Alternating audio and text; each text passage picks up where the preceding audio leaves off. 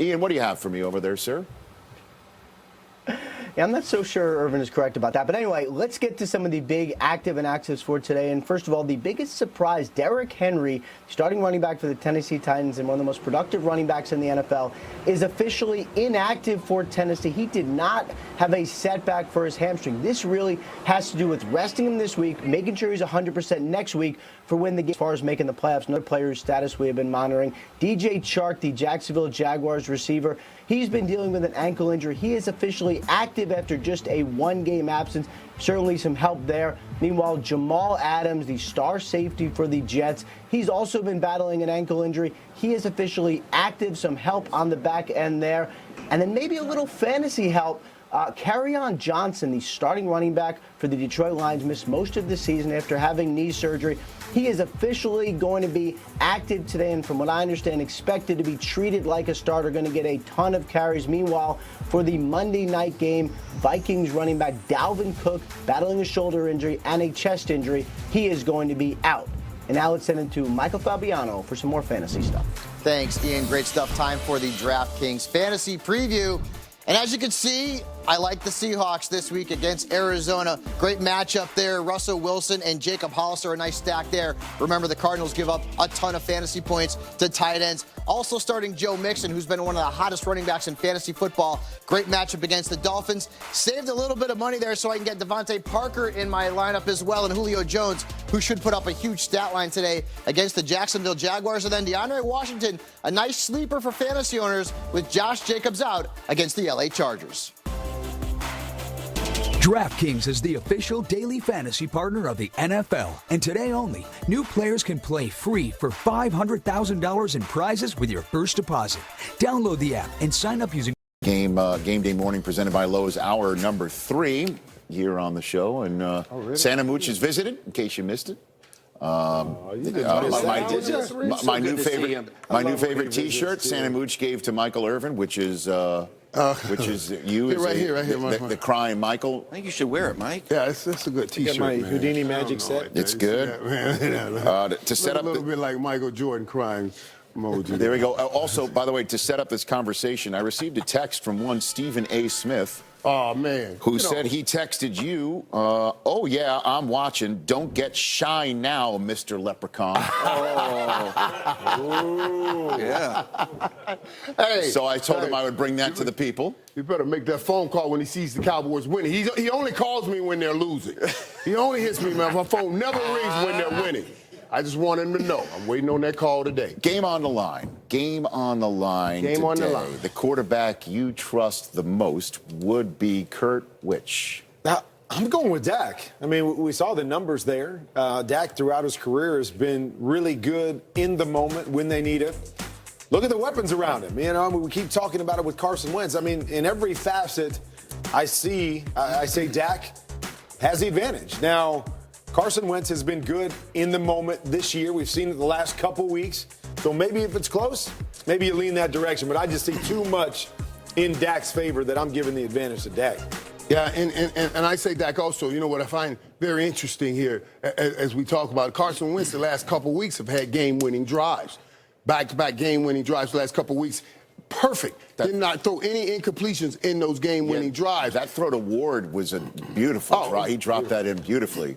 Beautiful. Right. He really is. And then he has 3 this season. But he has 5 total. When you say game on the line, my mind goes to, hey, I need that last drive. Dak Prescott has 14 in his career right now. What's that mean? 0 this year. 0 this year. That's why I say in his career. I was just career. I was bringing it to the people. All right, I'm just completing the story. I don't need you to help me with my numbers. Completing the story. I don't need you to help me with my numbers. He has 14. I'm taking Dak with game on the line because of that 14. Okay. I'm going to take Dak with a caveat. You know what a caveat is? No, what's that? Not a cavity, a caveat, all right? Because Dak, he's playing, he's got the index finger fractured, he's got the shoulder, he's got some injuries, right? He's got to toughen it up and play hurt, all right? But he's got all his weapons, Rich. You got all your weapons right here, right? You feel good, you feel whole. I do. The other guy, the other guy, Carson Wentz, I'm going to tip my hat to that guy. Hasn't been the greatest of seasons for him, but the last couple of weeks, he's playing with guys that were running plays off the cards for the first couple months of this season. And you know what? He's come from behind to win, found a way to win, found a way to be productive some way, somehow. Yeah, you got Zach Ertz. He's a great player. But Carson Wentz has really proven a lot to me. But you're talking about game online today. Yes. Well, I'm going with the guy with all the weapons that are ready to go, you know, yeah, Dak here. So it's Dak across the board. You know, and I go with whatever weapons are at my disposal, too. Just like some other old over-the-hill Michigan guy, right, Mike? Listen, no, I just said, you see how he's straightened up and things are straightening up. All because of the quarterback straightening up. Listen, I knew it By the was way, in him. if you missed our Patriots discussion an hour or two, please seek it out. Good job. One sets the Ravens' all-time Florida boy. single-season touchdown pass mark weeks ago, when everyone was wondering or believing, most people, that it was a flash-in-the-pan half season for Lamar Jackson last year, with the Los Angeles Chargers absolutely unmasking this offense and the quarterback. Now Lamar Jackson is the de facto MVP of this league, and we know that they're a one seed. What is the biggest concern for this team, Steve, entering the postseason for Baltimore and Lamar? Familiarity. All right. So defensive coordinators are tough guys, but they're also smart guys. All right. And if you have played them, whether you beat them or not, the second time around, you're a little bit better prepared to practice against this stuff, to defend this stuff, put guys on the dive, on the quarterback, on the pitch, on all this pass stuff down the field. And you know what? Just like the Browns lost last year and then beat them the first time around this year. You know what? The Los Angeles Chargers, they lost to them and then they beat them in the playoffs because of familiarity. And all these teams that they beat, whether it's Kansas City or Houston, or New England or Pittsburgh, to defend this second time around. They're not going to just keep winning every single game. Defenses will figure it out, slow them down, and have much closer games. And you could see all the teams that are up there on that board, they've played already. Yeah. So if they see him again, who knows, right? Yep. Yeah, and I think it's very hard. It's going to be very hard for any team to stop what they do. They're really good at it. They've got the weapons, and really obviously Lamar Jackson is so good at what he does, and he's different in that regard. I've been talking about it for a long time, is I believe the way you beat this Ravens or you give them problems is you have to change the way that they play. And you go back and look, since Lamar Jackson has taken over, when they lead at halftime, they're 18-0. When they're down at halftime, they're 0-4. You know, when they're ahead or trailing, or when they're ahead or even in a game, they run the ball 57% of the time and they pass it 43%. When they fall behind, they pass it 57% of the time and run it 43%. So to me, you get up on them. You get up on them early. They're at the half. You force them to change the way that they play and force Lamar to become an every down, drop back passer, not off of the play action, not off of the run game, and see if he can beat you that way. Now, he's been impressive in a lot of ways. I just don't know against good teams that can score points. Can he keep up with them swing for swing with his right arm if you jump up on him? And you guys covered two great areas. Now, the third area would be, honestly, Lamar getting hurt. I mean, I was there Thursday night, and I was amazed, man, when you see this dude in real life, how fast he is. And then he went out, and RG3 came in. And I remember RG3 as a, you know, he's a track guy. He's fast. He looked like a snail compared to what was in the game prior to him. And I thought, oh, my God, I thought RG3 can run this offense and they'll be okay.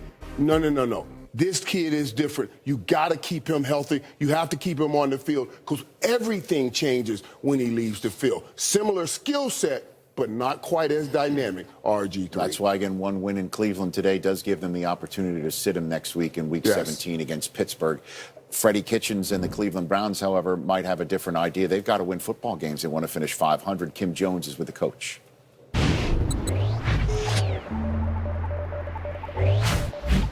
The Ravens, you beat them.